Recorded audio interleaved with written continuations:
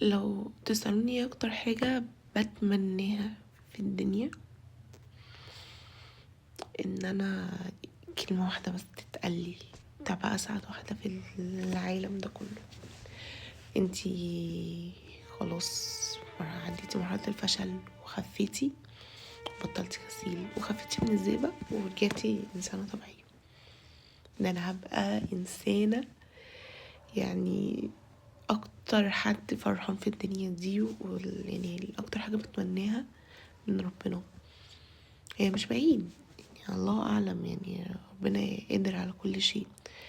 يعني تخيل الواحد امنية حياته تبقى ان انتي تبقي كويسة، ما عندكيش اي مرض، انتي كويسة والحمد لله.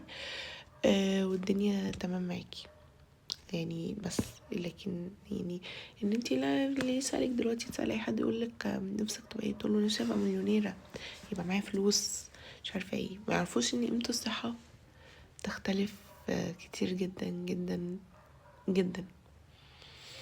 وان انت او انتي ان انت تقومي كده كويسة ومفيكيش حاجة، وان مفيش علاج يوميا بتاخديه، جلسة، ما جلسة لازم تروحي تاخديها.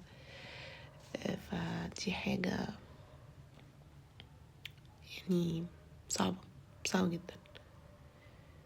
فيعني الواحد مش عارف يقول ايه، بس بجد الواحد محتاج ان الناس كلها تدعيله ان ربنا يشفيه ويقومه بالسلامة ويرجع زي ما كان من الاول خالص.